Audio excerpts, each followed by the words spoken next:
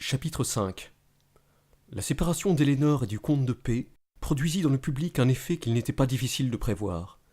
Elénore perdit en un instant le fruit de 10 années de dévouement et de constance. On la confondit avec toutes les femmes de sa classe, qui se livrent sans scrupule à 1000 inclinations successives. L'abandon de ses enfants la fit regarder comme une mère dénaturée, et les femmes d'une réputation irréprochable répétèrent avec satisfaction que l'oubli de la vertu la plus essentielle à leur sexe s'étendait bientôt sur toutes les autres. En même temps, on la plaignit pour ne pas perdre le plaisir de me blâmer. On vit dans ma conduite celle d'un séducteur, d'un ingrat qui avait violé l'hospitalité et sacrifié, pour contenter une fantaisie momentanée, le repos de 2 personnes dont il aurait dû respecter l'une et ménager l'autre. Quelques amis de mon père m'adressèrent des représentations sérieuses. D'autres, moins libres avec moi, me firent sentir leur désapprobation par des insinuations détournées. Les jeunes gens, au contraire, se montrèrent enchantés de l'adresse avec laquelle j'avais supplanté le comte, et par 1000 plaisanteries que je voulais en vain réprimer, ils me félicitèrent de ma conquête et me promirent de m'imiter. Je ne saurais peindre ce que j'eus à souffrir, et de cette censure sévère, et de ces honteux éloges. Je suis convaincu que si j'avais eu de l'amour pour Elénore, j'aurais ramené l'opinion sur elle et sur moi. Telle est la force d'un sentiment vrai, que lorsqu'il parle, les interprétations fausses et les convenances factices se taisent. Mais je n'étais qu'un homme faible, reconnaissant et dominé. Je n'étais soutenu par aucune impulsion qui partît du cœur. Je m'exprimais donc avec embarras, je tâchais de finir la conversation, et si elle se prolongeait, je la terminais par quelques mots âpres qui annonçaient aux autres que j'étais prêt à leur chercher querelle. En effet, j'aurais beaucoup mieux aimé me battre avec eux que de leur répondre. Elénore ne tarda pas à s'apercevoir que l'opinion s'élevait contre elle. 2 parentes de M. de P, qu'il avait forcé par son ascendant à se lier avec elle, mirent le plus grand éclat dans leur rupture, heureuses de se livrer à leur malveillance, longtemps contenue à l'abri des principes austères de la morale.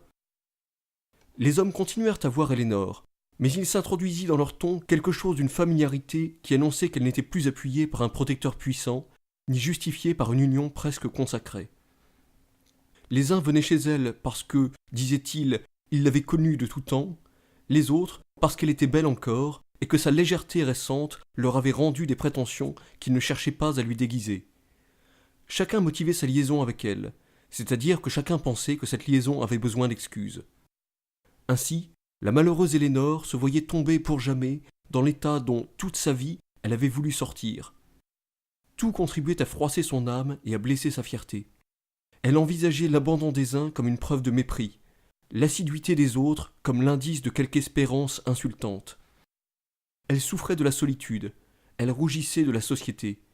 Ah, sans doute j'aurais dû la consoler, j'aurais dû la serrer contre mon cœur et lui dire « Vivons l'un pour l'autre, oublions les hommes qui nous méconnaissent, soyons heureux de notre seule estime et de notre seul amour. » Je l'essayais aussi, mais que peut pour ranimer un sentiment qui s'éteint une résolution prise par devoir ? Elénore et moi nous dissimulions l'un avec l'autre. Elle n'osait me confier ses peines, résultat d'un sacrifice qu'elle savait bien que je ne lui avais pas demandé. J'avais accepté ce sacrifice. Je n'osais me plaindre d'un malheur que j'avais prévu et que je n'avais pas eu la force de prévenir. Nous nous taisions donc sur la pensée unique qui nous occupait constamment. Nous nous prodiguions des caresses, nous parlions d'amour, mais nous parlions d'amour de peur de nous parler d'autre chose. Dès qu'il existe un secret entre 2 cœurs qui s'aiment, dès que l'un d'eux a pu se résoudre à cacher à l'autre une seule idée, le charme est rompu, le bonheur est détruit. L'emportement, l'injustice, la distraction même se réparent. Mais la dissimulation jette dans l'amour un élément étranger qui le dénature et le flétrit à ses propres yeux. Par une inconséquence bizarre, tandis que je repoussais avec l'indignation la plus violente la moindre insinuation contre Elénore, je contribuais moi-même à lui faire tort dans mes conversations générales.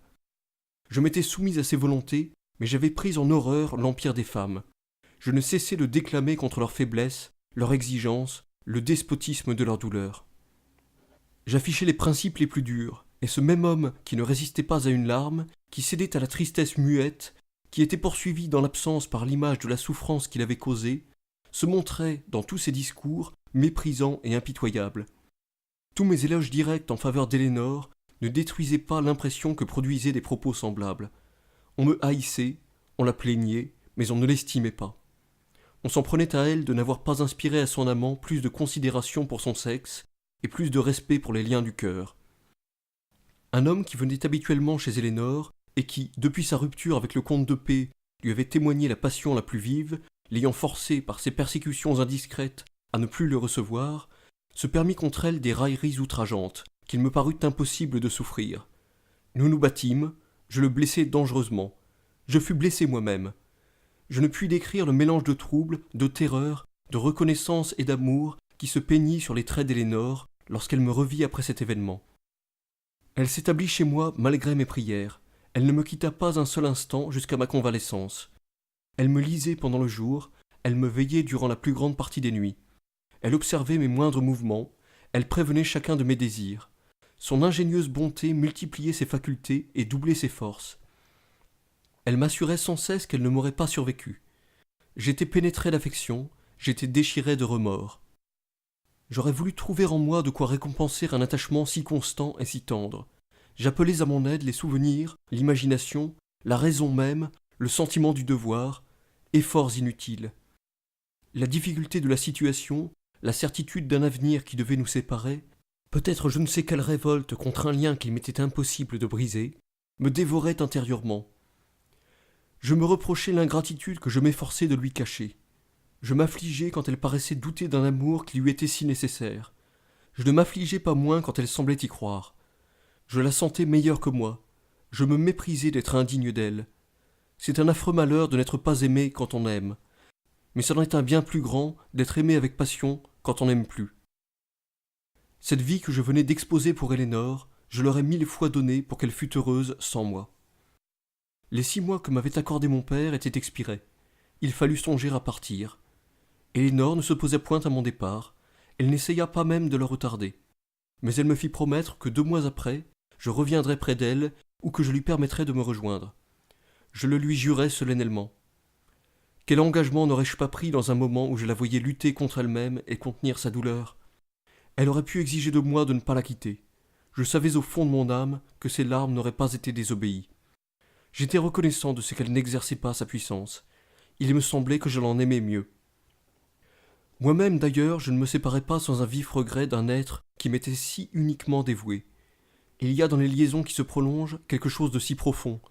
Elles deviennent à notre insu une partie si intime de notre existence. Nous formons de loin, avec calme, la résolution de les rompre. Nous croyons attendre avec impatience l'époque de l'exécuter. Mais quand ce moment arrive, il nous remplit de terreur. Et quelle est la bizarrerie de notre cœur misérable que nous quittons avec un déchirement horrible ceux près de qui nous demeurions sans plaisir.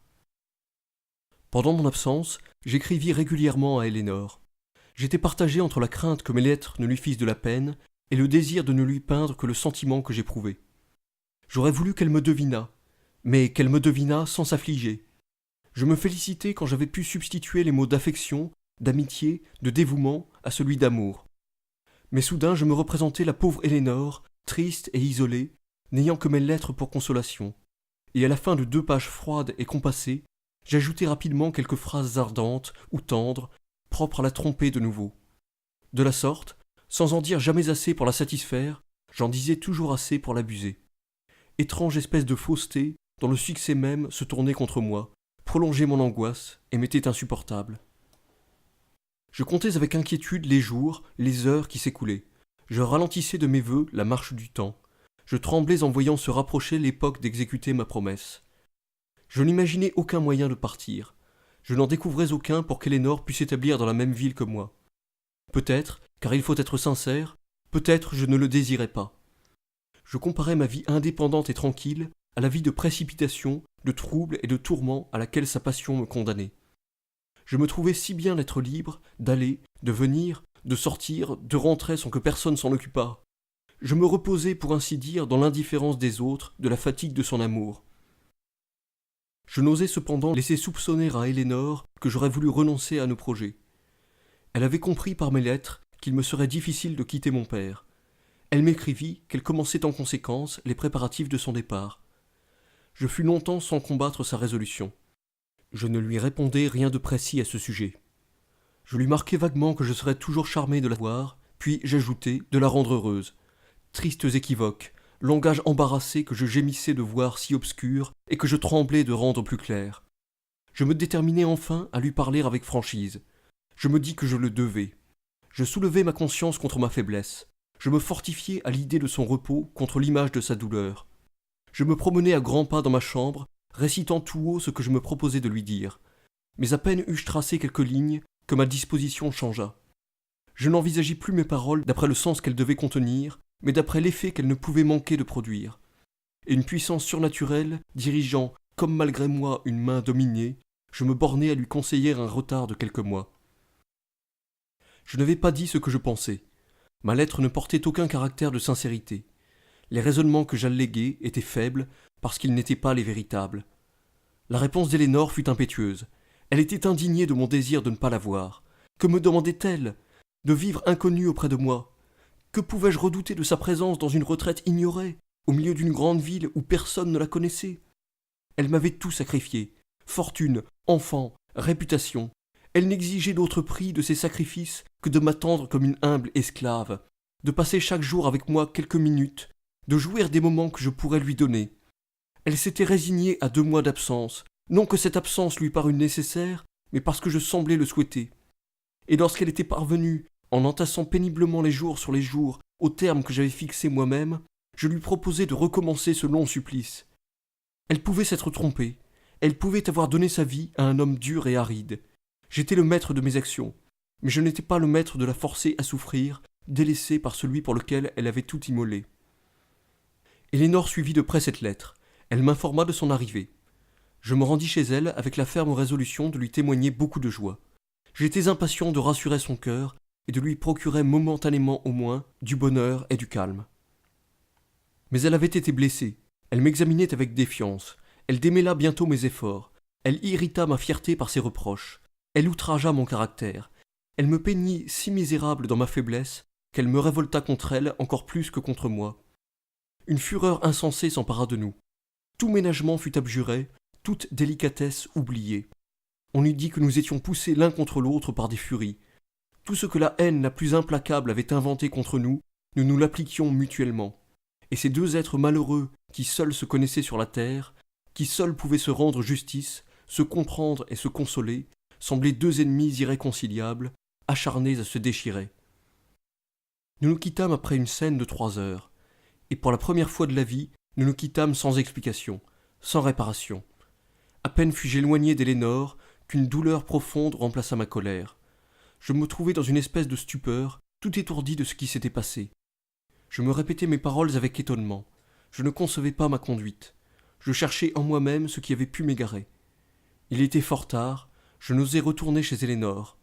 Je me promis de la voir le lendemain de bonne heure, et je rentrai chez mon père.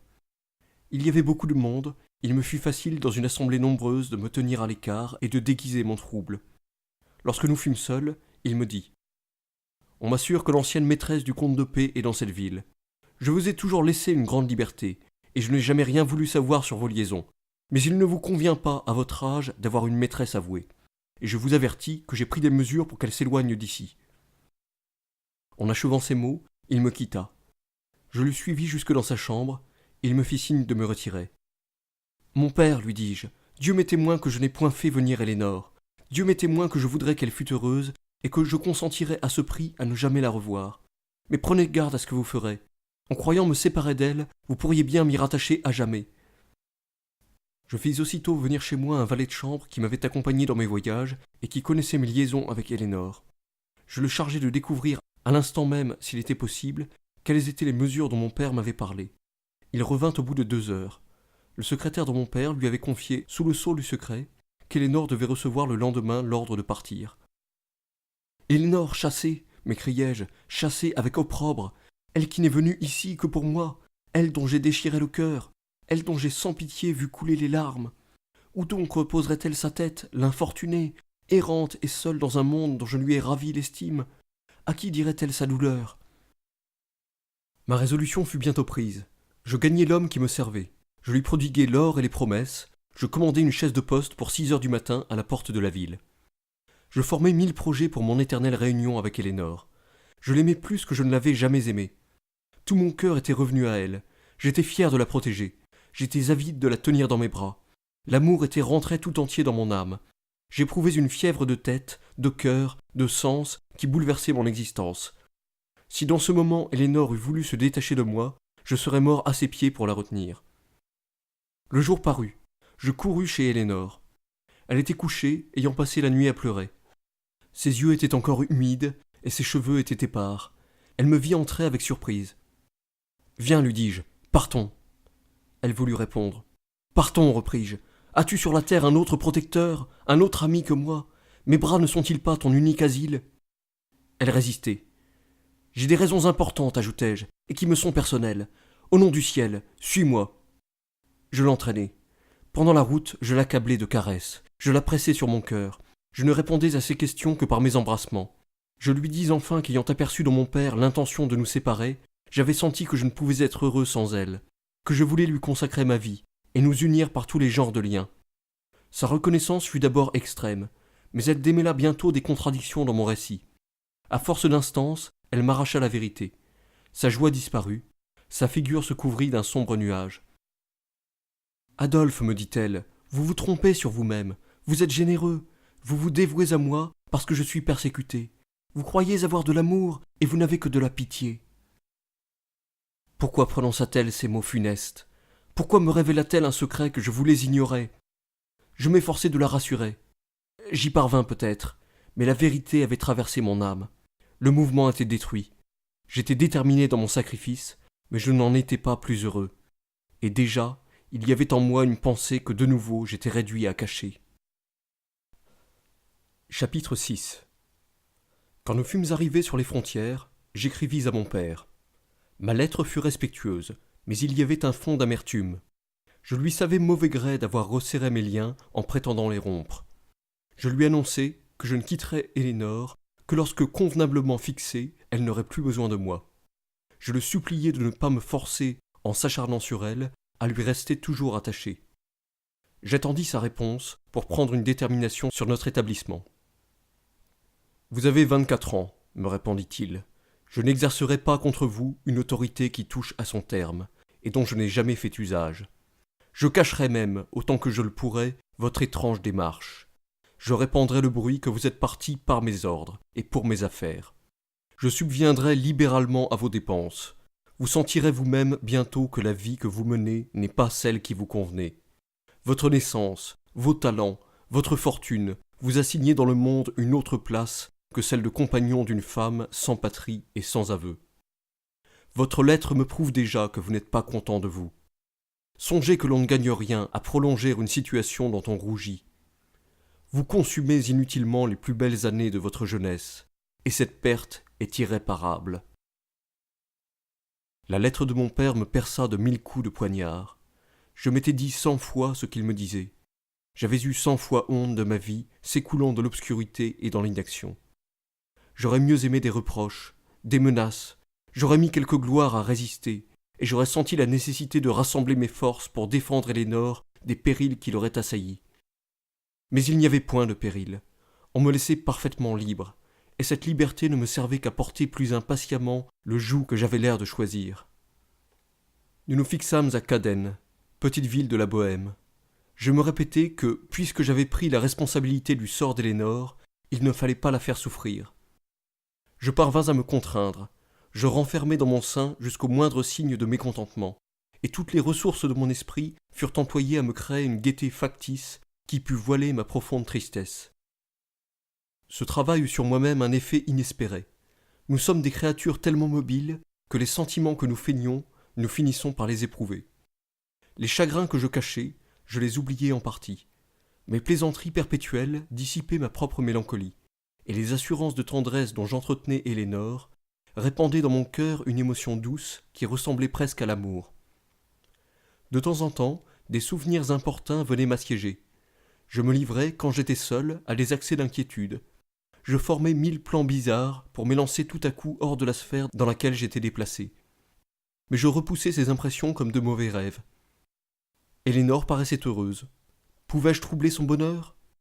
Près de 5 mois se passèrent de la sorte. Un jour, je vis Élénore agitée et cherchant à me taire une idée qui l'occupait. Après de longues sollicitations, Elle me fit promettre que je ne combattrais point la résolution qu'elle avait prise et m'avoua que M. de P. lui avait écrit. Son procès était gagné. Il se rappelait avec reconnaissance les services qu'elle lui avait rendus et leur liaison de 10 années. Il lui offrait la moitié de sa fortune, non pour se réunir avec elle, ce qui n'était plus possible, mais à condition qu'elle quitterait l'homme ingrat et perfide qui les avait séparés. « J'ai répondu, me dit-elle, et vous devinez bien que j'ai refusé. » Je ne le devinais que trop. J'étais touché, mais au désespoir du nouveau sacrifice que me faisait Élénore. Je n'osais toutefois lui rien objecter. Mes tentatives en ce sens avaient toujours été tellement infructueuses. Je m'éloignai pour réfléchir au parti que j'avais à prendre. Il m'était clair que nos liens devaient se rompre. Ils étaient douloureux pour moi, ils lui devenaient nuisibles. J'étais le seul obstacle à ce qu'elle retrouvât un état convenable et la considération qui, dans le monde, suit tôt ou tard l'opulence. J'étais la seule barrière entre elle et ses enfants. Je n'avais plus d'excuses à mes propres yeux. Lui céder dans cette circonstance n'était plus de la générosité, mais une coupable faiblesse. J'avais promis à mon père de redevenir libre aussitôt que je ne serais plus nécessaire à Élénore.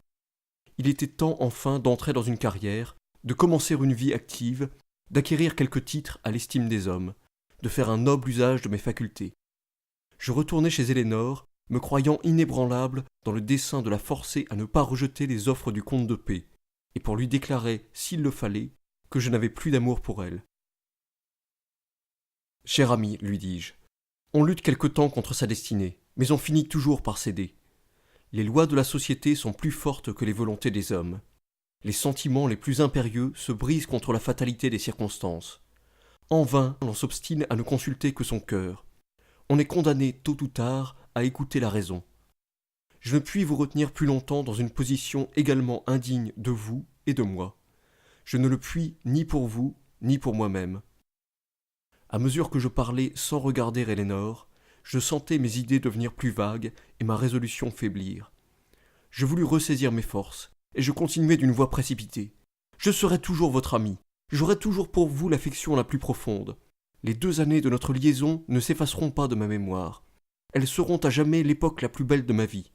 Mais l'amour, ce transport des sens, cette ivresse involontaire, cet oubli de tous les intérêts, de tous les devoirs, Élénore, je ne l'ai plus. » J'attendis longtemps sa réponse, sans lever les yeux sur elle. Lorsqu'enfin je la regardai, elle était immobile. Elle contemplait tous les objets, comme si elle n'en eût reconnu aucun. Je pris sa main. Je la trouvai froide. Elle me repoussa. « Que me voulez-vous » me dit-elle. « Ne suis-je pas seule, seule dans l'univers, seule sans un être qui m'entende? Qu'avez-vous encore à me dire? Ne m'avez-vous pas tout dit? Tout n'est-il pas fini? Fini sans retour? Laissez-moi, quittez-moi. N'est-ce pas là ce que vous désirez ?» Elle voulut s'éloigner. Elle chancela. J'essayai de la retenir. Elle tomba sans connaissance à mes pieds. Je la relevai, je l'embrassai, je rappelai ses sens. « Élénore, m'écriai-je, revenez à vous, revenez à moi. Je vous aime d'amour, de l'amour le plus tendre. Je vous avais trompé pour que vous fussiez plus libre dans vos choix. » Crédulité du cœur. Vous êtes inexplicable. Ces simples paroles, démenties par tant de paroles précédentes, rendirent Élénore à la vie et à la confiance. Elle me les fit répéter plusieurs fois. Elle semblait respirer avec avidité. Elle me crut. Elle s'enivra de son amour qu'elle prenait pour le nôtre. Elle confirma sa réponse au comte de P, et je me vis plus engagé que jamais. 3 mois après, une nouvelle possibilité de changement s'annonça dans la situation d'Élénore. Une de ces vicissitudes communes dans les républiques que des factions agitent rappela son père en Pologne et le rétablit dans ses biens. Quoiqu'il ne connût qu'à peine sa fille, que sa mère avait emmenée en France à l'âge de 3 ans, il désira la fixer auprès de lui. Le bruit des aventures d'Élénore ne lui était parvenu que vaguement en Russie, où pendant son exil il avait toujours habité. Élénore était son enfant unique, il avait peur de l'isolement, il voulait être soigné. Il ne chercha qu'à découvrir la demeure de sa fille, et dès qu'il l'eut apprise, il l'invita vivement à venir le joindre. Elle ne pouvait avoir d'attachement réel pour un père qu'elle ne se souvenait pas d'avoir vu. Elle sentait néanmoins qu'il était de son devoir d'obéir. Elle assurait de la sorte à ses enfants une grande fortune, et remontait elle-même au rang que lui avaient ravi ses malheurs et sa conduite. Mais elle me déclara positivement qu'elle n'irait en Pologne que si je l'accompagnais. Je ne suis plus, me dit-elle, dans l'âge où l'âme s'ouvre à des impressions nouvelles. Mon père est un inconnu pour moi. Si je reste ici, d'autres l'entoureront avec empressement.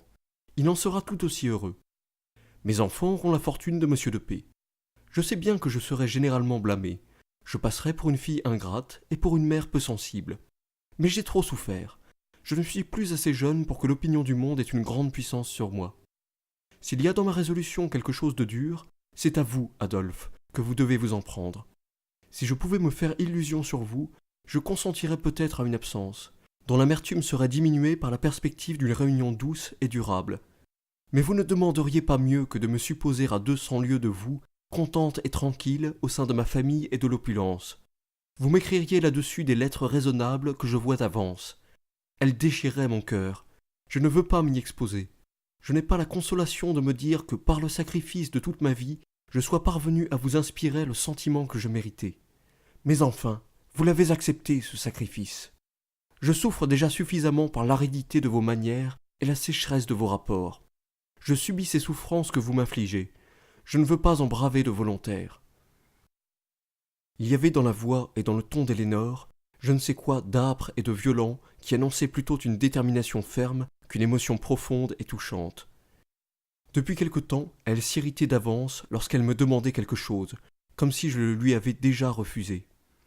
Elle disposait de mes actions, mais elle savait que mon jugement les démentait. Elle aurait voulu pénétrer dans le sanctuaire intime de ma pensée pour y briser une opposition sourde qui la révoltait contre moi. Je lui parlais de ma situation, du vœu de mon père, de mon propre désir. Je priais, je m'emportais. Elénore fut inébranlable. Je voulus réveiller sa générosité, comme si l'amour n'était pas de tous les sentiments le plus égoïste, et par conséquent, lorsqu'il est blessé, le moins généreux.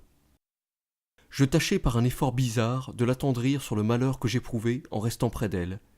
Je ne parvins qu'à l'exaspérer. Je lui promis d'aller la voir en Pologne, mais elle ne vit dans mes promesses, sans épanchement et sans abandon, que l'impatience de la quitter. La première année de notre séjour à Cadène avait atteint son terme, sans que rien changeât dans notre situation. Quand Elénore me semblait sombre ou abattue, elle s'affligeait d'abord, se blessait ensuite, et m'arrachait par ses reproches l'aveu de la fatigue que j'aurais voulu déguiser. De mon côté, quand Elénore paraissait contente, je m'irritais de la voir jouir d'une situation qui me coûtait mon bonheur, et je la troublais dans cette courte jouissance par des insinuations qui l'éclairaient sur ce que j'éprouvais intérieurement. Nous nous attaquions donc tour à tour par des phrases indirectes, pour reculer ensuite dans des protestations générales et de vagues justifications, et pour regagner le silence. Car nous savions si bien mutuellement tout ce que nous allions nous dire, que nous nous taisions pour ne pas l'entendre. Quelquefois l'un de nous était prêt à céder, mais nous manquions le moment favorable pour nous rapprocher. Nos cœurs défiants et blessés ne se rencontraient plus. Je me demandais souvent pourquoi je restais dans un état si pénible. Je me répondais que, si je m'éloignais d'Elénore, elle me suivrait, et que j'aurais provoqué un nouveau sacrifice. Je me dis enfin qu'il fallait la satisfaire une dernière fois, et qu'elle ne pourrait plus rien exiger quand je l'aurais replacée au milieu de sa famille. J'allais lui proposer de la suivre en Pologne quand elle reçut la nouvelle que son père était mort subitement.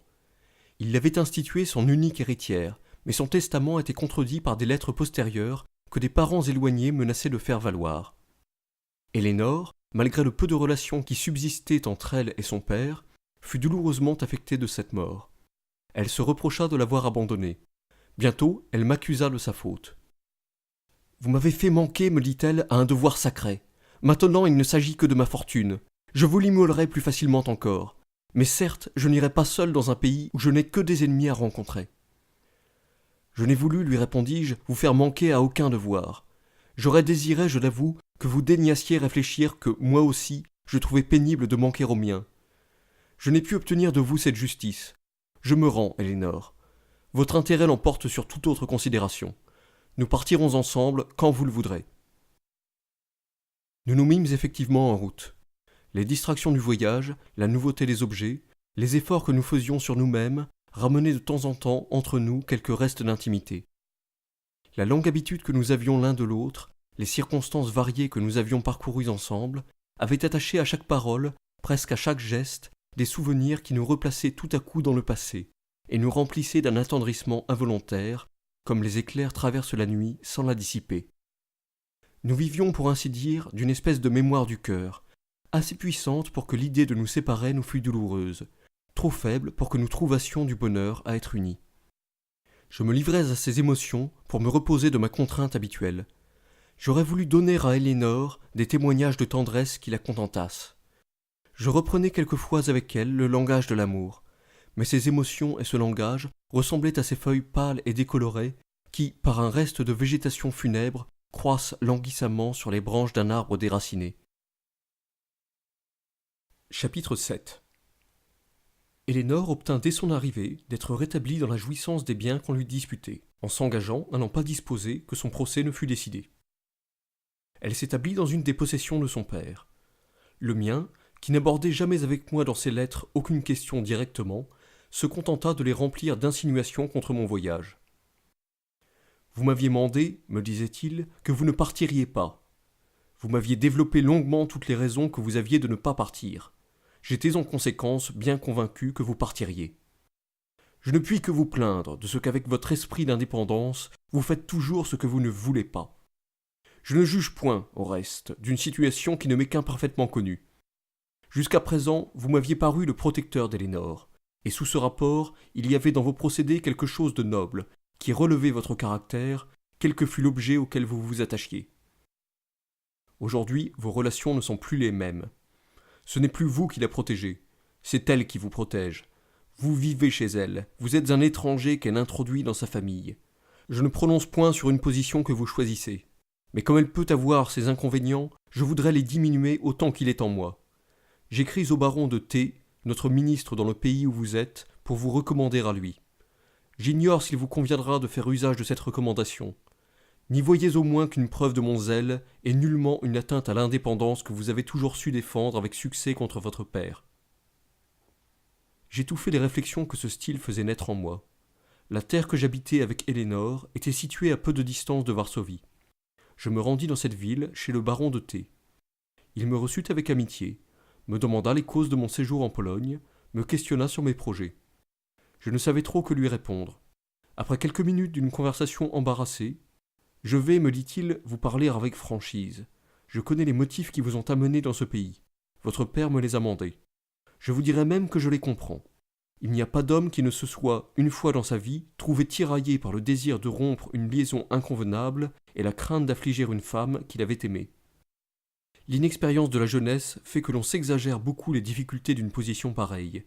On se plaît à croire à la vérité de toutes ces démonstrations de douleur qui remplacent, dans un sexe faible et emporté, tous les moyens de la force et tous ceux de la raison. Le cœur en souffre, mais l'amour-propre s'en applaudit. Et tel homme qui pense de bonne foi s'immoler au désespoir qu'il a causé, ne se sacrifie dans le fait qu'aux illusions de sa propre vanité. Il n'y a pas une de ces femmes passionnées dont le monde est plein qui n'ait protesté qu'on la ferait mourir en l'abandonnant. Il n'y en a pas une qui ne soit encore en vie et qui ne se soit consolée.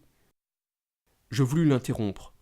« Pardon, me dit-il, mon jeune ami, si je m'exprime avec trop peu de ménagement, mais le bien qu'on m'a dit de vous, les talents que vous annoncez, la carrière que vous devriez suivre, tout me fait une loi de ne rien vous déguiser. Je lis dans votre âme, malgré vous et mieux que vous. Vous n'êtes plus amoureux de la femme qui vous domine et qui vous traîne après elle. Si vous l'aimiez encore, vous ne seriez pas venu chez moi. Vous saviez que votre père m'avait écrit. Il vous était aisé de prévoir ce que j'avais à vous dire. Vous n'avez pas été fâché d'entendre de ma bouche des raisonnements que vous vous répétez sans cesse à vous-même, et toujours inutilement. La réputation d'Elénore est loin d'être intacte. Terminons, je vous prie, répondis-je, une conversation inutile. Des circonstances malheureuses ont pu disposer des premières années d'Elénore. On peut la juger défavorablement sur des apparences mensongères. Mais je la connais depuis 3 ans, et il n'existe pas sur la terre une âme plus élevée, un caractère plus noble, un cœur plus pur et plus généreux. Comme vous voudrez, répliqua-t-il, mais ce sont des nuances que l'opinion n'approfondit pas. Les faits sont positifs, ils sont publics. En m'empêchant de les rappeler, pensez-vous les détruire ? Écoutez, poursuivit-il, il faut dans ce monde savoir ce qu'on veut. Vous n'épouserez pas Elénore ? Non, sans doute, m'écriai-je, elle-même ne l'a jamais désirée. Que voulez-vous donc faire ? Elle a 10 ans de plus que vous. Vous en avez 26. Vous la soignerez 10 ans encore. Elle sera vieille. Vous serez parvenu au milieu de votre vie, sans avoir rien commencé, rien achevé qui vous satisfasse. L'ennui s'emparera de vous. L'humeur s'emparera d'elle. Elle vous sera chaque jour moins agréable. Vous lui serez chaque jour plus nécessaire. Et le résultat d'une naissance illustre, d'une fortune brillante, d'un esprit distingué, sera de végéter dans un coin de la Pologne, oublié de vos amis, perdu pour la gloire, et tourmenté par une femme qui ne sera, quoi que vous fassiez, jamais contente de vous. Je n'ajoute qu'un mot, et nous ne reviendrons plus sur un sujet qui vous embarrasse. Toutes les routes vous sont ouvertes. Les lettres, les armes, l'administration. Vous pouvez aspirer aux plus illustres alliances. Vous êtes fait pour aller à tout. Mais souvenez-vous bien qu'il y a entre vous et tous les genres de succès un obstacle insurmontable, et que cet obstacle est Élénore. J'ai cru vous devoir, monsieur, lui répondis-je, de vous écouter en silence. Mais je me dois aussi de vous déclarer que vous ne m'avez point ébranlé. Personne que moi, je le répète, ne peut juger Élénore. Personne n'apprécie assez la vérité de ses sentiments et la profondeur de ses impressions. Tant qu'elle aura besoin de moi, je resterai près d'elle. Aucun succès ne me consolerait de la laisser malheureuse, et dussé-je borner ma carrière à lui servir d'appui, à la soutenir dans ses peines, à l'entourer de mon affection contre l'injustice d'une opinion qui la méconnaît, je croirais encore n'avoir pas employé ma vie inutilement. Je sortis en achevant ces paroles, mais qui m'expliquera par quelle mobilité le sentiment qui me les dictait s'éteignit avant même que j'eusse fini de les prononcer? Je voulus, en retournant à pied, retarder le moment de revoir cette Élénore que je venais de défendre. Je traversai précipitamment la ville. Il me tardait de me trouver seul. Arrivé au milieu de la campagne, je ralentis ma marche, et 1000 pensées m'assaillirent. Ces mots funestes, entre tous les genres de succès et vous, il existe un obstacle insurmontable, et cet obstacle, c'est Élénore. Retentissaient autour de moi. Je jetai un long et triste regard sur le temps qui venait de s'écouler sans retour. Je me rappelai les espérances de ma jeunesse, la confiance avec laquelle je croyais autrefois commander à l'avenir, les éloges accordés à mes premiers essais, l'aurore de réputation que j'avais vue briller et disparaître. Je me répétais les noms de plusieurs de mes compagnons d'études, que j'avais traités avec un dédain superbe, et qui, par le seul effet d'un travail opiniâtre et d'une vie régulière, m'avaient laissé loin derrière eux, dans la route de la fortune, de la considération et de la gloire. J'étais oppressé de mon inaction. Comme les avares se représentent tous les trésors qu'ils entassent, tous les biens que ces trésors pourraient acheter, j'apercevais dans Élénore la privation de tous les succès auxquels j'aurais pu prétendre. Ce n'était pas une carrière seule que je regrettais. Comme je n'avais essayé d'aucune, je les regrettais toutes. N'ayant jamais employé mes forces, je les imaginais sans bornes, et je les maudissais. J'aurais voulu que la nature m'eût créé faible et médiocre, pour me préserver au moins du remords de me dégrader volontairement. Toute louange, toute approbation pour mon esprit ou mes connaissances me semblait un reproche insupportable. Je croyais entendre admirer les bras vigoureux d'un athlète chargé de fer au fond d'un cachot. Si je voulais ressaisir mon courage, me dire que l'époque de l'activité n'était pas encore passée, l'image d'Élénore s'élevait devant moi comme un fantôme et me repoussait dans le néant. Je ressentais contre elle des accès de fureur, et par un mélange bizarre, cette fureur ne diminuait en rien la terreur que m'inspirait l'idée de l'affliger.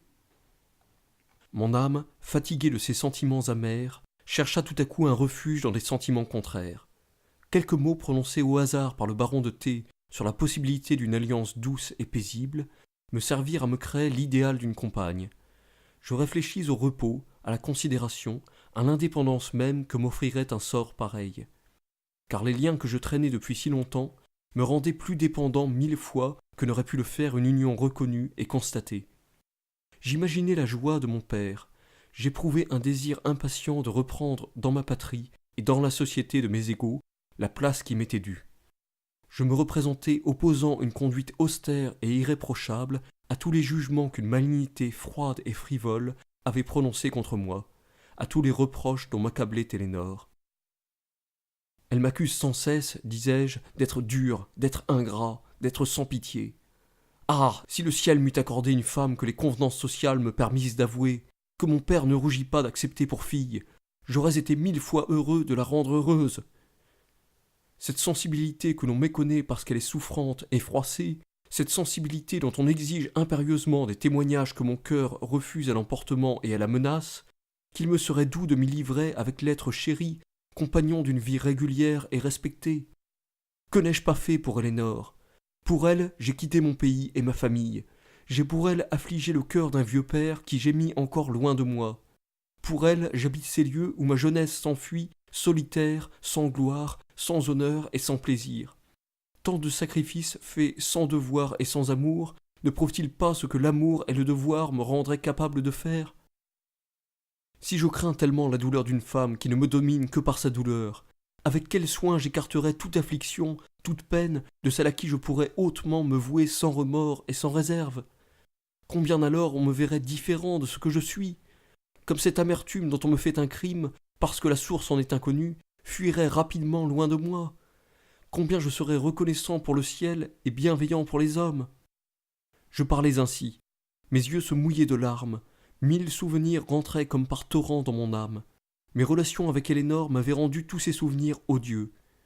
Tout ce qui me rappelait mon enfance, les lieux où s'étaient écoulées mes premières années, les compagnons de mes premiers jeux, les vieux parents qui m'avaient prodigué les premières marques d'intérêt, me blessaient et me faisaient mal. J'étais réduit à repousser comme des pensées coupables les images les plus attrayantes et les vœux les plus naturels. La compagne que mon imagination m'avait soudain créée s'alliait au contraire à toutes ces images et sanctionnait tous ces vœux. Elle s'associait à tous mes devoirs, à tous mes plaisirs, à tous mes goûts. Elle rattachait ma vie actuelle à cette époque de ma jeunesse où l'espérance ouvrait devant moi un si vaste avenir. L'époque dont Éléonore m'avait séparé par un abîme. Les plus petits détails, les plus petits objets se retraçaient à ma mémoire. Je revoyais l'antique château que j'avais habité avec mon père, les bois qui l'entouraient, la rivière qui baignait le pied de ses murailles, les montagnes qui bordaient son horizon. Toutes ces choses me paraissaient tellement présentes, pleines d'une telle vie, qu'elles me causaient un frémissement que j'avais peine à supporter. Et mon imagination plaçait à côté d'elles une créature innocente et jeune qui les embellissait, qui les animait par l'espérance. J'irais plonger dans cette rêverie, toujours sans plan fixe, ne me disant point qu'il fallait rompre avec Éléonore, n'ayant de la réalité qu'une idée sourde et confuse, et dans l'état d'un homme accablé de peine, que le sommeil a consolé par un songe, et qui pressent que ce songe va finir. Je découvris tout à coup le château d'Éléonore, dont insensiblement je m'étais rapproché. Je m'arrêtai. Je pris une autre route. J'étais heureux de retarder le moment où j'allais entendre de nouveau sa voix. Le jour s'affaiblissait. Le ciel était serein, la campagne devenait déserte. Les travaux des hommes avaient cessé. Ils abandonnaient la nature à elle-même. Mes pensées prirent graduellement une teinte plus grave et plus imposante. Les ombres de la nuit qui s'épaississaient à chaque instant, le vaste silence qui m'environnait et qui n'était interrompu que par des bruits rares et lointains, firent succéder à mon imagination un sentiment plus calme et plus solennel. Je promenais mes regards sur l'horizon grisâtre dont je n'apercevais plus les limites, et qui par là même me donnait en quelque sorte la sensation de l'immensité. Je n'avais rien éprouvé de pareil depuis longtemps.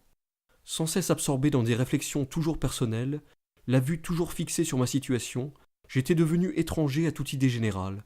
Je ne m'occupais que d'Éléonore et de moi. D'Éléonore qui ne m'inspirait qu'une pitié mêlée de fatigue, de moi pour qui je n'avais plus aucune estime. Je m'étais rapetissé, pour ainsi dire, dans un nouveau genre d'égoïsme, dans un égoïsme sans courage, mécontent et humilié. Je me sus bon gré de renaître à des pensées d'un autre ordre, et de me retrouver la faculté de m'oublier moi-même, pour me livrer à des méditations désintéressées. Mon âme semblait se relever d'une dégradation longue et honteuse. La nuit presque entière s'écoula ainsi. Je marchais au hasard.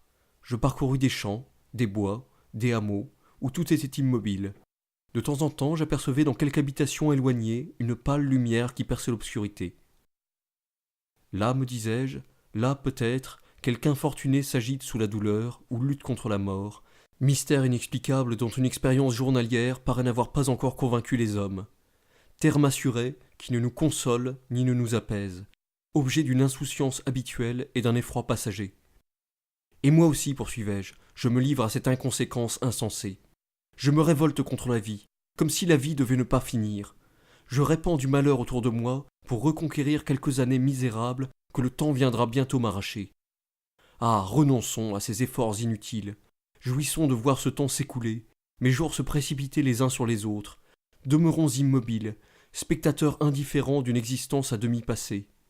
Qu'on s'en empare, qu'on la déchire, on n'en prolongera pas la durée.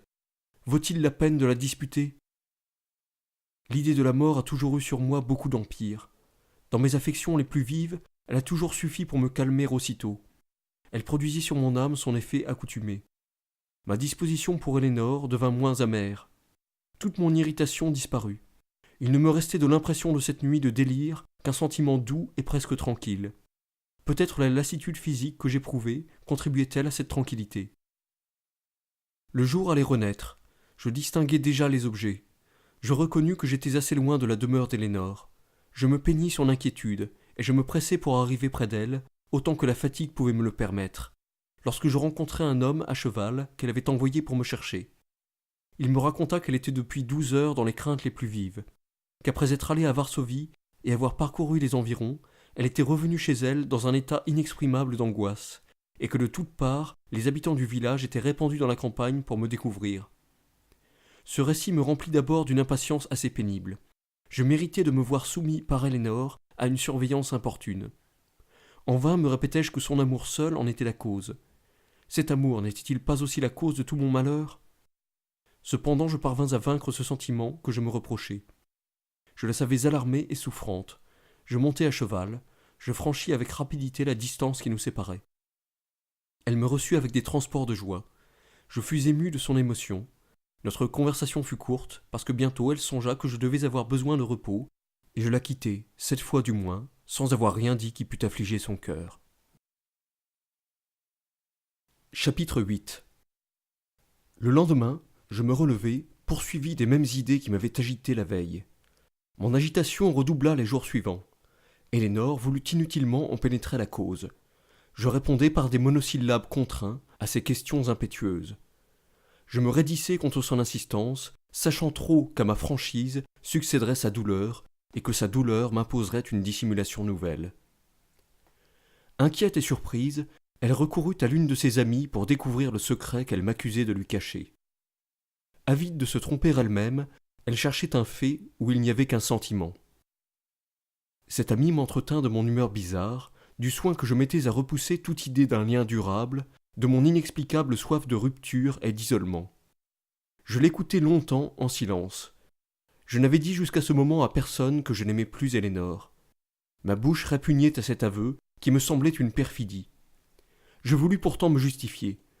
Je racontai mon histoire avec ménagement, en donnant beaucoup d'éloges à Élénore, en convenant des inconséquences de ma conduite, en les rejetant sur les difficultés de notre situation, et sans me permettre une parole qui prononça clairement que la difficulté véritable était de ma part l'absence de l'amour. La femme qui m'écoutait fut émue de mon récit. Elle vit de la générosité dans ce que j'appelais de la faiblesse, du malheur dans ce que je nommais de la dureté. Les mêmes explications qui mettaient en fureur Élénore passionnée portaient la conviction dans l'esprit de son impartial ami. On est si juste lorsqu'on est désintéressé. Qui que vous soyez, ne remettez jamais à un autre les intérêts de votre cœur. Le cœur seul peut plaider sa cause.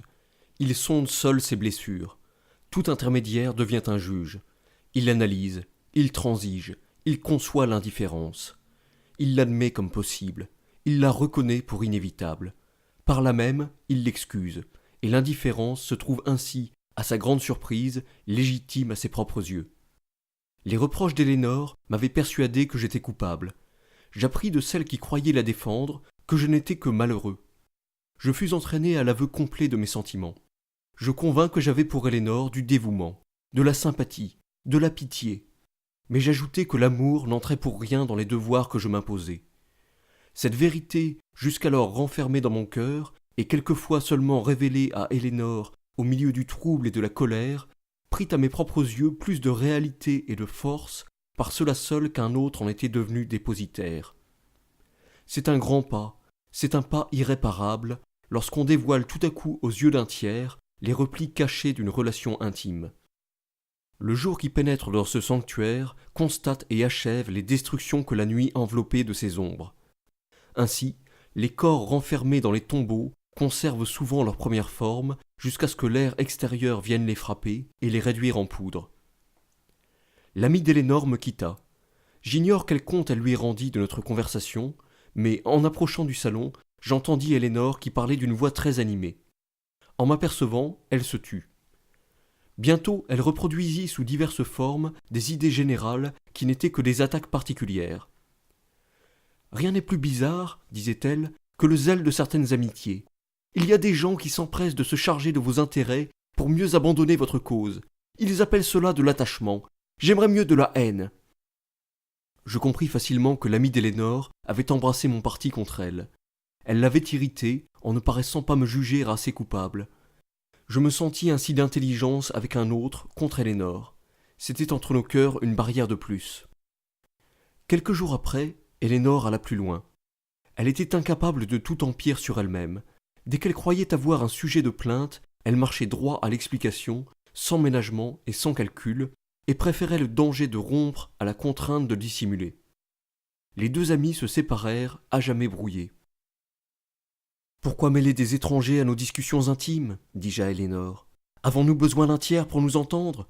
Et si nous ne nous entendons plus, quel tiers pourrait y porter remède ?»« Vous avez raison, me répondit-elle, mais c'est votre faute. Autrefois je ne m'adressais à personne pour arriver jusqu'à votre cœur. » Tout à coup, Elénore annonça le projet de changer son genre de vie. Je démêlai par ses discours qu'elle attribuait à la solitude dans laquelle nous vivions le mécontentement qui me dévorait. Elle épuisait toutes les explications fausses avant de se résigner à la véritable. Nous passions tête à tête de monotones soirées entre le silence et l'humeur. La source de longs entretiens était tarie. Elénore résolut d'attirer chez elle les familles nobles qui résidaient dans son voisinage ou à Varsovie. J'entrevis facilement les obstacles et les dangers de ces tentatives. Les parents qui lui disputaient son héritage avaient révélé ses erreurs passées et répandu contre elle 1000 bruits calomnieux. Je frémis des humiliations qu'elle allait braver, et je tâchai de la dissuader de cette entreprise. Mes représentations furent inutiles.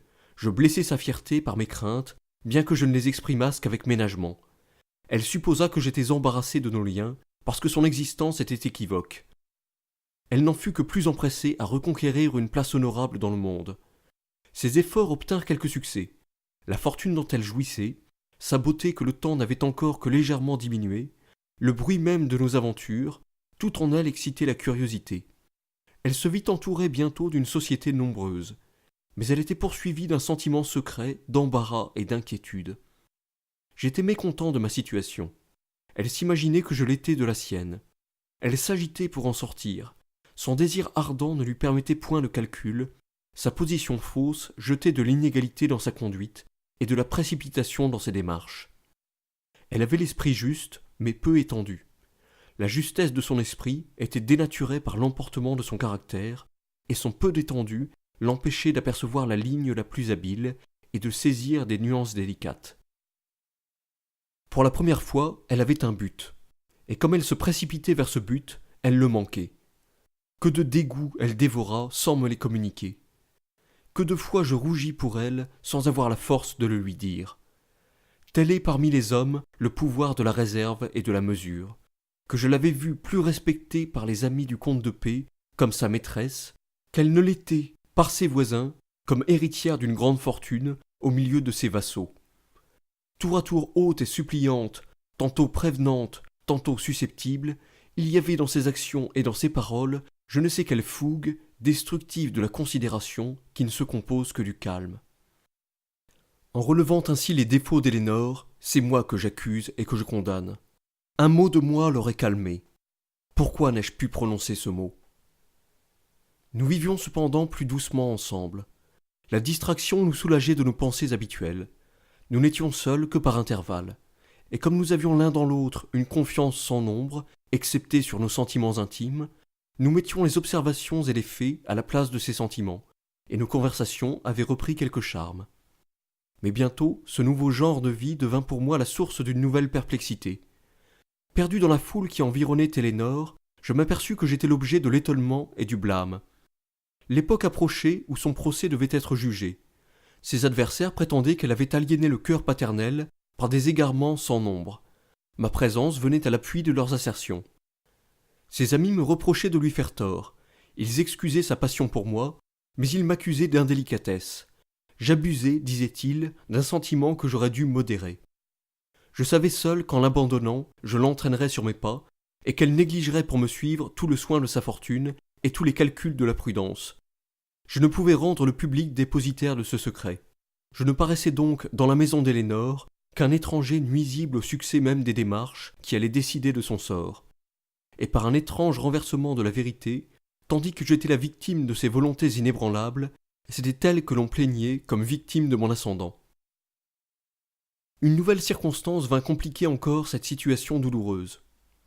Une singulière révolution s'opéra tout à coup dans la conduite et les manières d'Elénore. Jusqu'à cette époque, elle n'avait paru occuper que de moi. Soudain, je la vis recevoir et rechercher les hommages des hommes qui l'entouraient. Cette femme si réservée, si froide, si ombrageuse, sembla subitement changer de caractère. Elle encourageait les sentiments et même les espérances d'une foule de jeunes gens, dont les uns étaient séduits par sa figure, et dont quelques autres, malgré ses erreurs passées, aspiraient sérieusement à sa main. Elle leur accordait de longs tête-à-tête.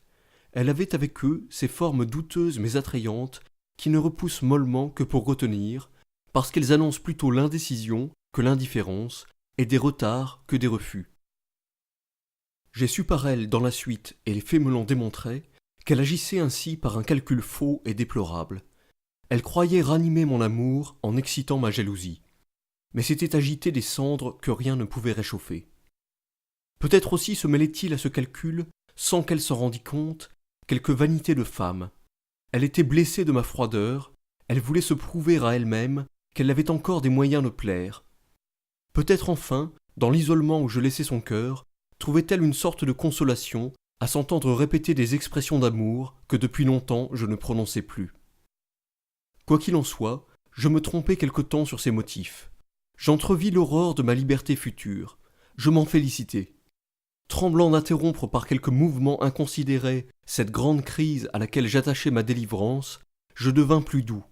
Je parus plus content. Elénore prit ma douceur pour de la tendresse, mon espoir de la voir enfin heureuse sans moi, pour le désir de la rendre heureuse. Elle s'applaudit de son stratagème. Quelquefois pourtant, elle s'alarmait de ne me voir aucune inquiétude. Elle me reprochait de ne mettre aucun obstacle à ces liaisons qui, en apparence, menaçaient de me l'enlever. Je repoussais ces accusations par des plaisanteries, mais je ne parvenais pas toujours à l'apaiser.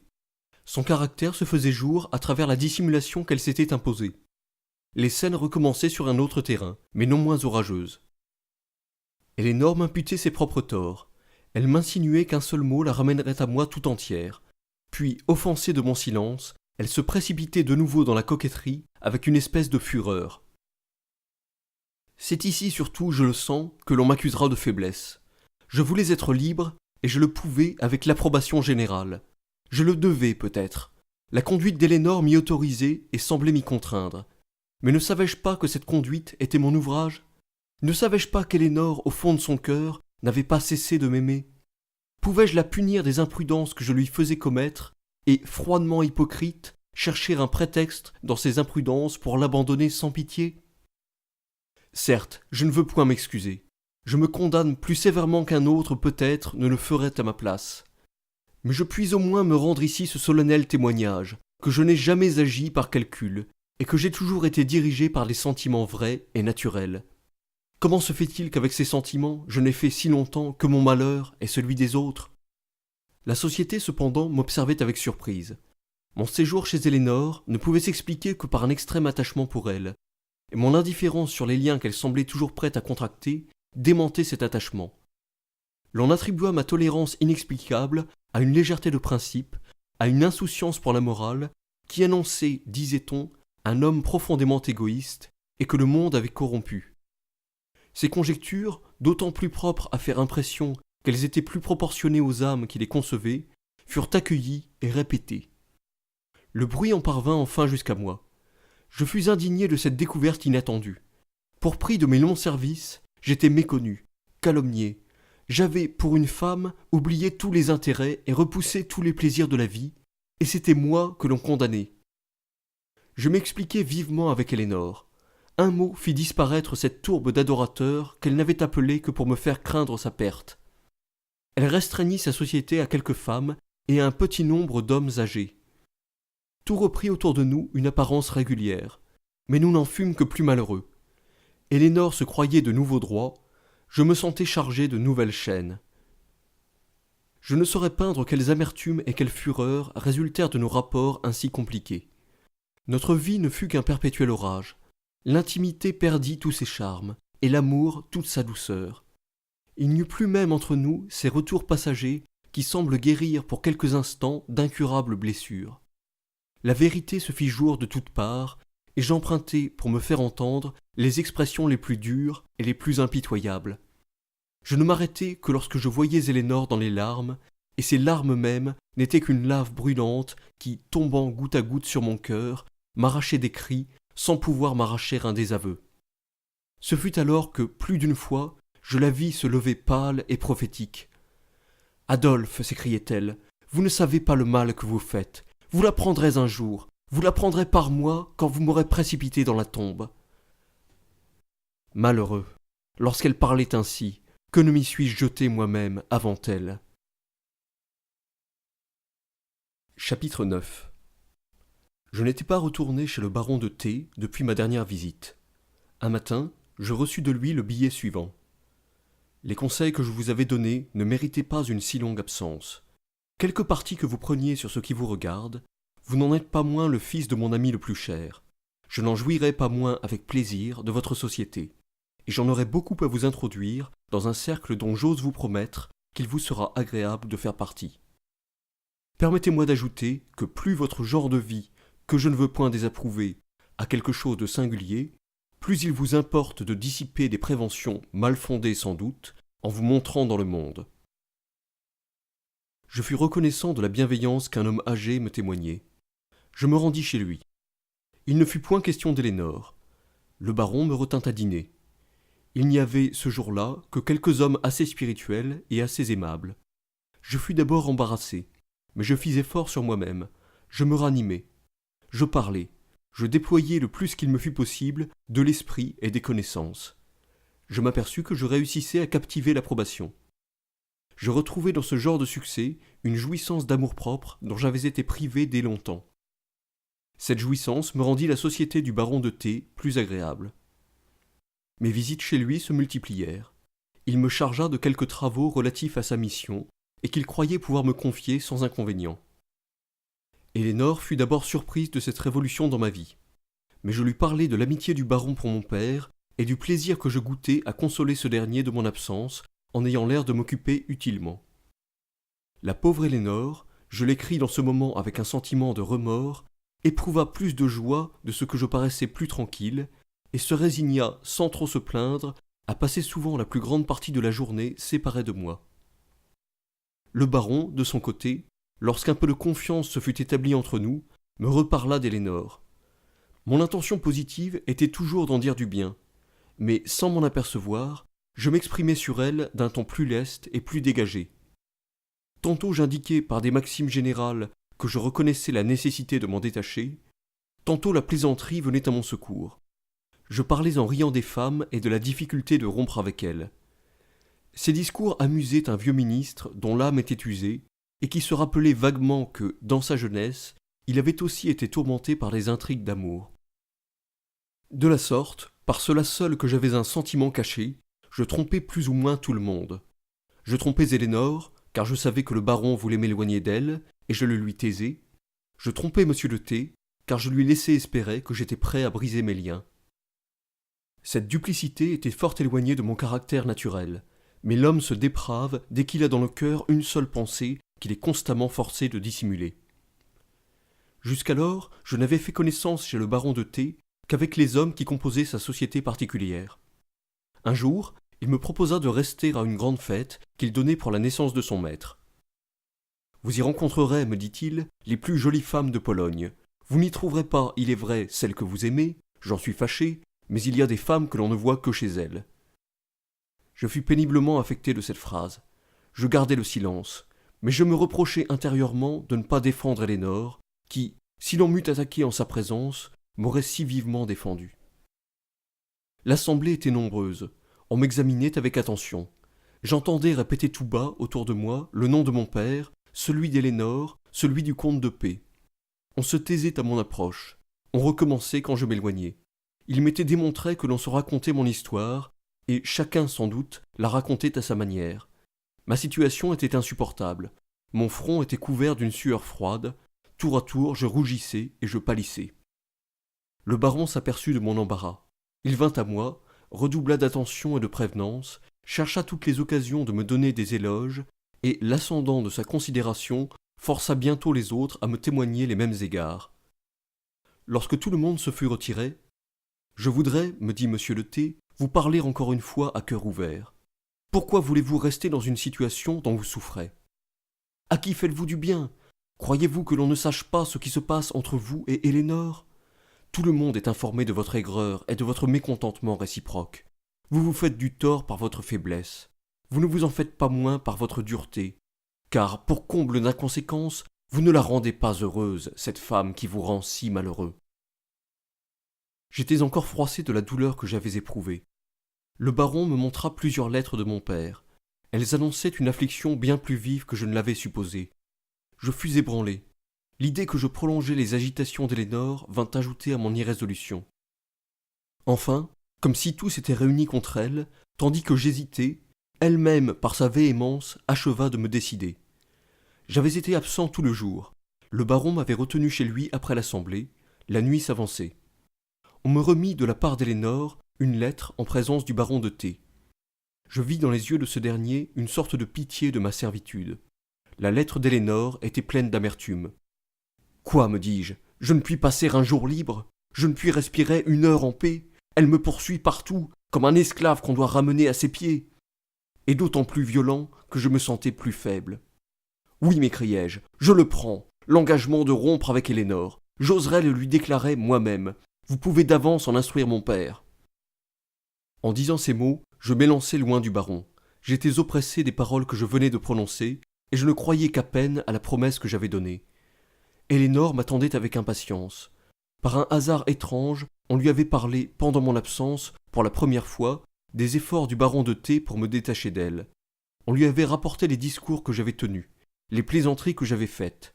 Ses soupçons étant éveillés, elle avait rassemblé dans son esprit plusieurs circonstances qui lui paraissaient les confirmer. Ma liaison subite avec un homme que je ne voyais jamais autrefois, l'intimité qui existait entre cet homme et mon père, lui semblaient des preuves irréfragables.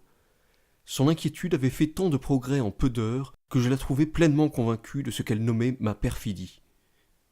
J'étais arrivé auprès d'elle, décidé à tout lui dire. Accusé par elle, le croira-t-on, je ne m'occupais qu'à tout éluder. Je niais même, oui, je niais ce jour-là ce que j'étais déterminé à lui déclarer le lendemain.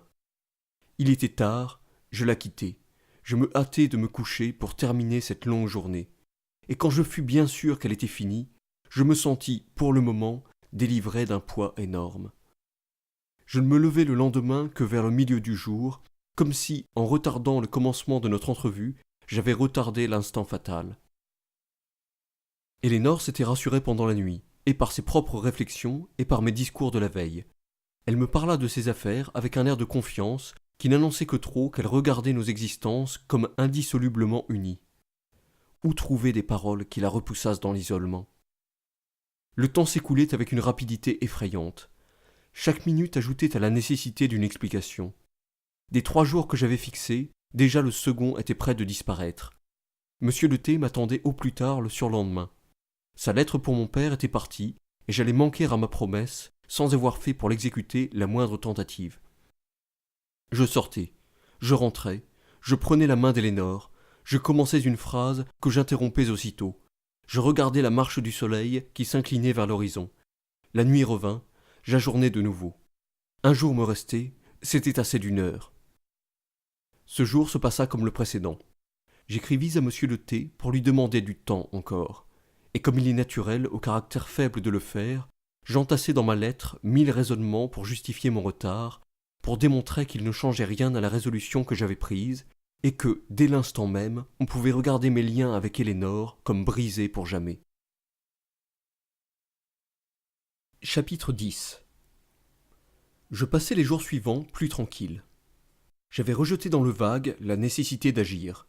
Elle ne me poursuivait plus comme un spectre. Je croyais avoir tout le temps de préparer Élénore. Je voulais être plus doux, plus tendre avec elle, pour conserver au moins des souvenirs d'amitié. Mon trouble était tout différent de celui que j'avais connu jusqu'alors. J'avais imploré le ciel pour qu'il élevât soudain entre Élénore et moi un obstacle que je ne pusse franchir. Cet obstacle s'était élevé. Je fixai mes regards sur Elénore comme sur un être que j'allais perdre. L'exigence qui m'avait paru tant de fois insupportable ne m'effrayait plus. Je m'en sentais affranchi d'avance. J'étais plus libre en lui cédant encore, et je n'éprouvais plus cette révolte intérieure qui jadis me portait sans cesse à tout déchirer. Il n'y avait plus en moi d'impatience, il y avait au contraire un désir secret de retarder le moment funeste. Elénore s'aperçut de cette disposition plus affectueuse et plus sensible. Elle-même devint moins amère. Je recherchais les entretiens que j'avais évités. Je jouissais de ces expressions d'amour, naguère importunes, précieuses maintenant comme pouvant chaque fois être les dernières.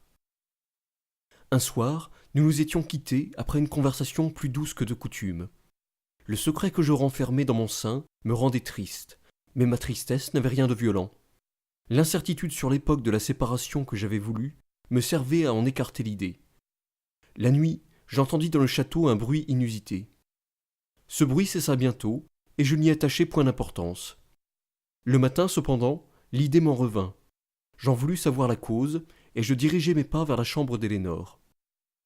Quel fut mon étonnement lorsqu'on me dit que depuis 12 heures elle avait une fièvre ardente, qu'un médecin que ses gens avaient fait appeler déclarait sa vie en danger, et qu'elle avait défendu impérieusement que l'on m'avertît ou qu'on me laissât pénétrer jusqu'à elle. Je voulus insister. Le médecin sortit lui-même pour me représenter la nécessité de ne lui causer aucune émotion. Il attribuait sa défense, dont il ignorait le motif, au désir de ne pas me causer d'alarme. J'interrogeai les gens d'Elénore avec angoisse sur ce qui avait pu la plonger d'une manière si subite dans un état si dangereux. La veille, après m'avoir quitté, elle avait reçu de Varsovie une lettre apportée par un homme à cheval. L'ayant ouverte et parcourue, elle s'était évanouie. Revenue à elle, elle s'était jetée sur son lit sans prononcer une parole. L'une de ses femmes, inquiète de l'agitation qu'elle remarquait en elle, était restée dans sa chambre à son insu. Vers le milieu de la nuit, cette femme l'avait vue saisie d'un tremblement qui ébranlait le lit sur lequel elle était couchée. Elle avait voulu m'appeler. Elénore s'y était opposée avec une espèce de terreur tellement violente qu'on avait osé lui désobéir. On avait envoyé chercher un médecin. Elénore avait refusait encore de lui répondre. Elle avait passé la nuit prononçant des mots entrecoupés qu'on avait pu comprendre et appuyant souvent son mouchoir sur sa bouche comme pour s'empêcher de parler. Tandis qu'on me donnait ces détails, une autre femme qui était restée près d'Elénore accourut tout effrayée. Elénore paraissait avoir perdu l'usage de ses sens. Elle ne distinguait rien de ce qui l'entourait. Elle poussait quelquefois des cris, elle répétait mon nom, puis, épouvantée, elle faisait signe de la main comme pour que l'on éloignât d'elle quelque objet qui lui était odieux. J'entrai dans sa chambre. Je vis au pied de son lit 2 lettres. L'une était la mienne au baron de T, l'autre était de lui-même à Elénore. Je ne conçus que trop alors le mot de cette affreuse énigme. Tous mes efforts pour obtenir le temps que je voulais consacrer encore aux derniers adieux s'étaient tournés de la sorte contre l'infortuné que j'aspirais à ménager.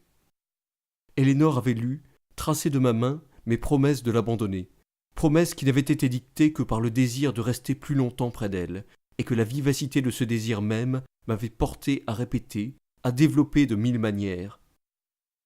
L'œil indifférent de M. de T avait facilement démêlé dans ses protestations réitérées à chaque ligne l'irrésolution que je déguisais et les ruses de ma propre incertitude. Mais le cruel avait trop bien calculé qu'Elénore y verrait un arrêt irrévocable. Je m'approchai d'elle, elle me regarda sans me reconnaître. Je lui parlai, elle tressaillit. « Quel est ce bruit » s'écria-t-elle. « C'est la voix qui m'a fait du mal. » Le médecin remarqua que ma présence ajoutait à son délire, et me conjura de m'éloigner. Comment peindre ce que j'éprouvais pendant 3 longues heures? Le médecin sortit enfin. Elénore était tombée dans un profond assoupissement. Il ne désespérait pas de la sauver si, à son réveil, la fièvre était calmée. Elénore dormit longtemps. Instruit de son réveil, je lui écrivis pour lui demander de me recevoir. Elle me fit dire d'entrer.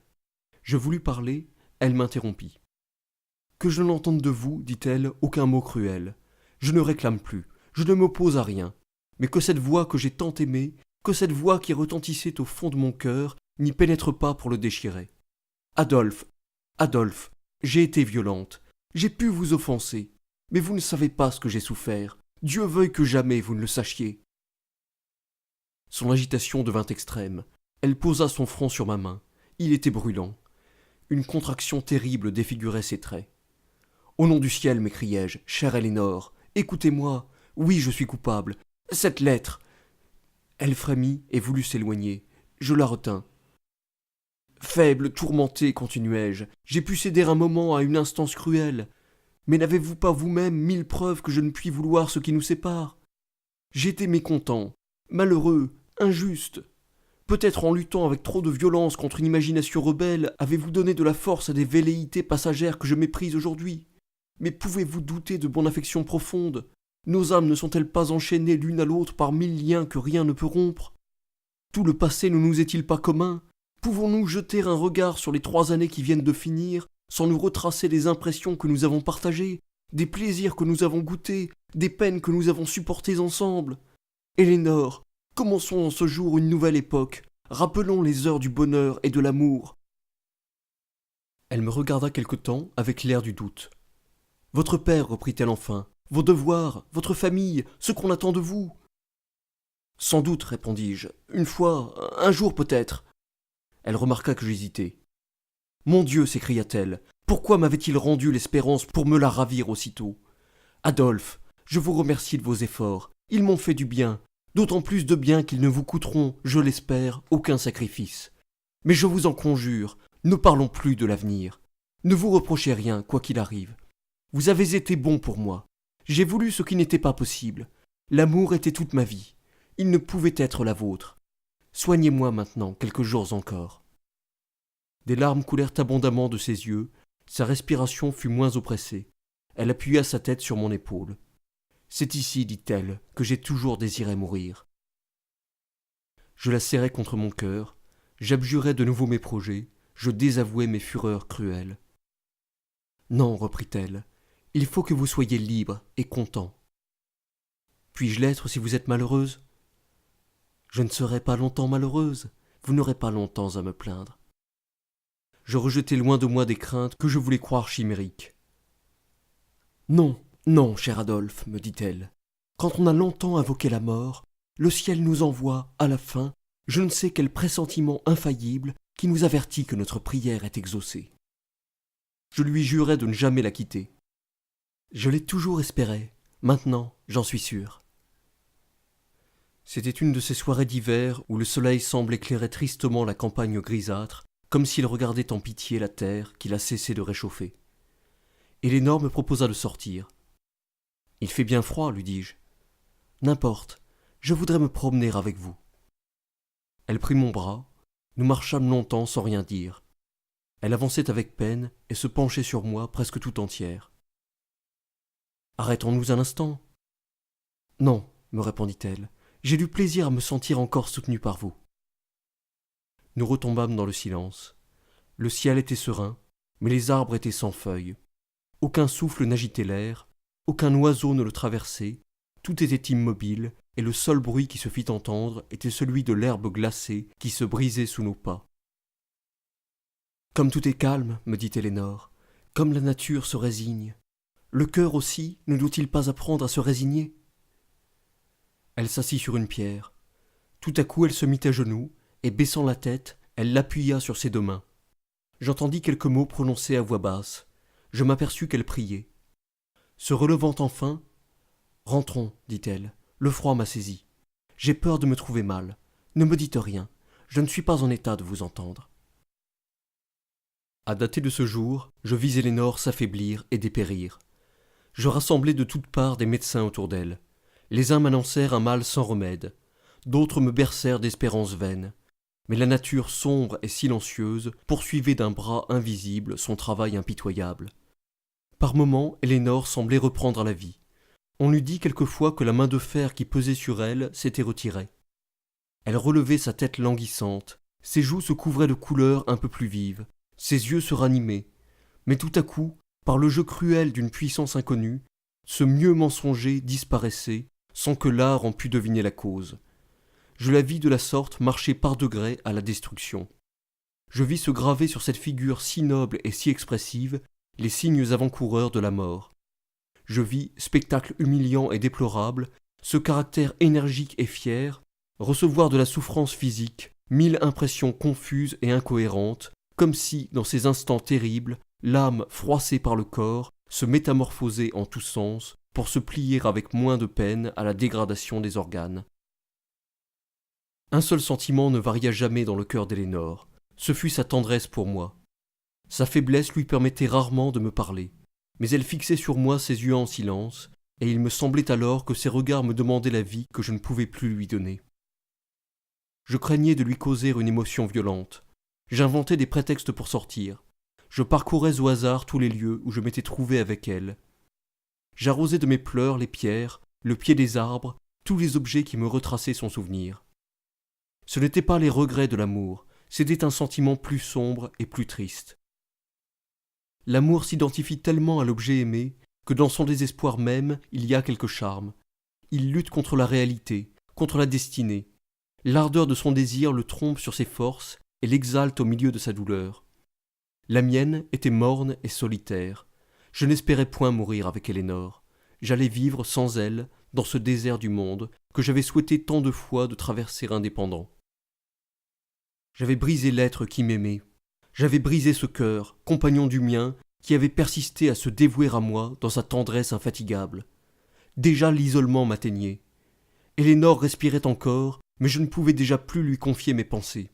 J'étais déjà seul sur la terre. Je ne vivais plus dans cette atmosphère d'amour qu'elle répandait autour de moi. L'air que je respirais me paraissait plus rude. Les visages des hommes que je rencontrais, plus indifférents. Toute la nature semblait me dire que j'allais à jamais cesser d'être aimé. Le danger d'Elénore devint tout à coup plus imminent. Des symptômes qu'on ne pouvait méconnaître annoncèrent sa fin prochaine. Un prêtre de sa religion l'en avertit. Elle me pria de lui apporter une cassette qui contenait beaucoup de papier.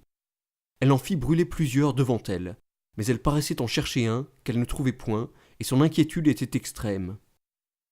Je la suppliai de cesser cette recherche qui l'agitait, et pendant laquelle 2 fois elle s'était évanouie.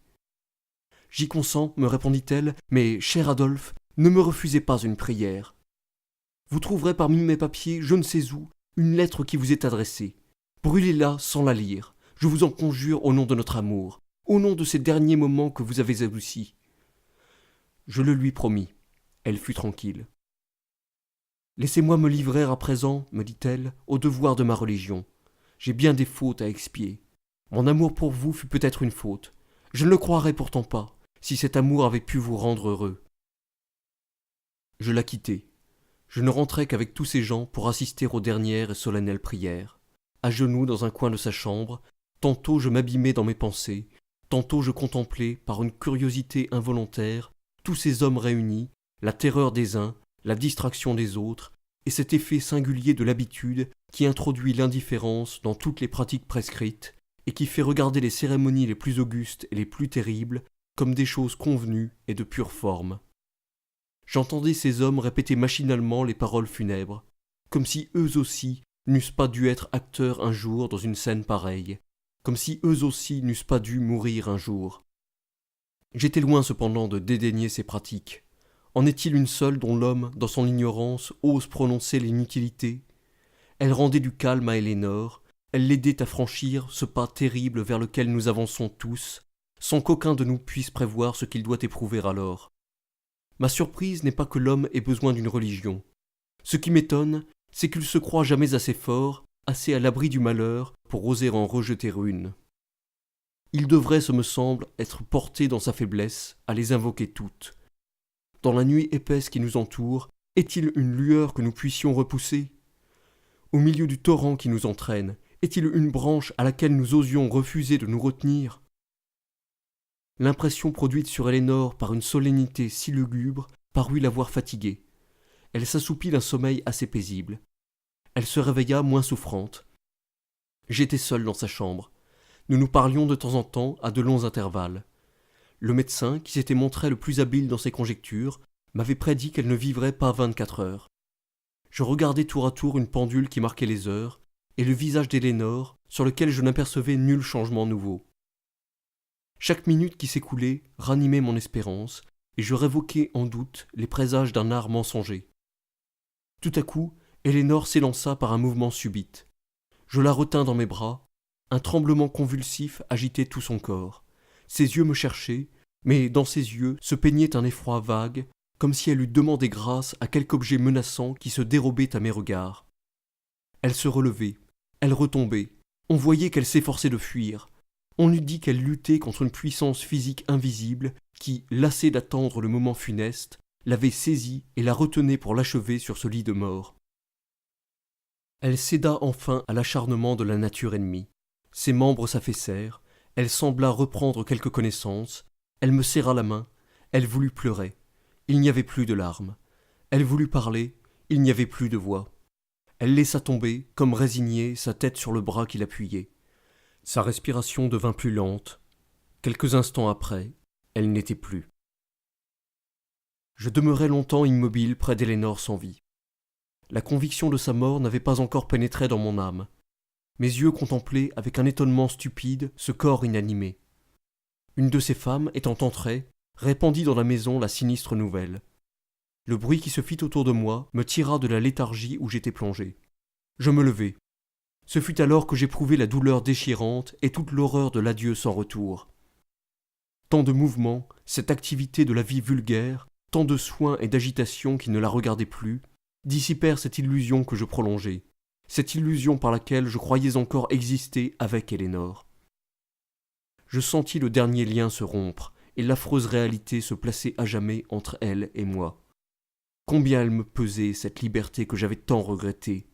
Combien elle manquait à mon cœur, cette dépendance qui m'avait révolté souvent. Naguère toutes mes actions avaient un but. J'étais sûr par chacune d'elles d'épargner une peine ou de causer un plaisir. Je m'en plaignais alors. J'étais impatienté qu'un œil ami observât mes démarches, que le bonheur d'un autre y fût attaché. Personne maintenant ne les observait. Elles n'intéressaient personne. Nul ne me disputait mon temps ni mes heures. Aucune voix ne me rappelait quand je sortais. J'étais libre en effet. Je n'étais plus aimé. J'étais étranger pour tout le monde. L'on m'apporta tous les papiers d'Elénore, comme elle l'avait ordonné. À chaque ligne, j'y rencontrais de nouvelles preuves de son amour, de nouveaux sacrifices qu'elle m'avait faits et qu'elle m'avait cachés. Je trouvai enfin cette lettre que j'avais promis de brûler. Je ne la reconnus pas d'abord. Elle était sans adresse, elle était ouverte. Quelques mots frappèrent mes regards malgré moi. Je tentai vainement de les en détourner. Je ne pus résister au besoin de la lire, tout entière. Je n'ai pas la force de la transcrire. Elénore l'avait écrite après une des scènes violentes qui avaient précédé sa maladie. « Adolphe, me disait-elle, pourquoi vous acharnez-vous sur moi? Quel est mon crime? De vous aimer? De ne pouvoir exister sans vous? Par quelle pitié bizarre n'osez-vous rompre un lien qui vous pèse et déchirez-vous l'être malheureux près de qui votre pitié vous retient? Pourquoi me refusez-vous le triste plaisir de vous croire au moins généreux? Pourquoi vous montrez-vous furieux et faible? L'idée de ma douleur vous poursuit, et le spectacle de cette douleur ne peut vous arrêter. Qu'exigez-vous? Que je vous quitte? Ne voyez-vous pas que je n'en ai pas la force? Ah, c'est à vous qui n'aimez pas, c'est à vous à la trouver, cette force, dans ce cœur lassé de moi, que tant d'amour ne saurait désarmer. Vous ne me la donnerez pas, vous me ferez languir dans les larmes, vous me ferez mourir à vos pieds. Dites un mot, écrivait-elle ailleurs. Est-il un pays où je ne vous suive? Est-il une retraite où je ne me cache pour vivre auprès de vous, sans être un fardeau dans votre vie? Mais non, vous ne le voulez pas. Tous les projets que je propose, timides et tremblantes, car vous m'avez glacée d'effroi, vous les repoussez avec impatience. Ce que j'obtiens de mieux, c'est votre silence. Tant de dureté ne convient pas à votre caractère. Vous êtes bon, vos actions sont nobles et dévouées. Mais quelles actions effaceraient vos paroles? Ces paroles acérées retentissent autour de moi. Je les entends la nuit. Elles me suivent, elles me dévorent, elles flétrissent tout ce que vous faites. Faut-il donc que je meure, Adolphe? Eh bien, vous serez content. Elle mourra, cette pauvre créature que vous avez protégée, mais que vous frappez à coups redoublés. Elle mourra, cette importune Elénore que vous ne pouvez supporter autour de vous, que vous regardez comme un obstacle, pour qui vous ne trouvez pas sur la terre une place qui ne vous fatigue. Elle mourra. Vous marcherez seul au milieu de cette foule à laquelle vous êtes impatient de vous mêler. Vous les connaîtrez, ces hommes que vous remerciez aujourd'hui d'être indifférents. Et peut-être un jour, froissés par ces cœurs arides, vous regretterez ce cœur dont vous disposiez, qui vivait de votre affection, qui eût bravé 1000 périls pour votre défense, et que vous ne daigniez plus récompenser d'un regard.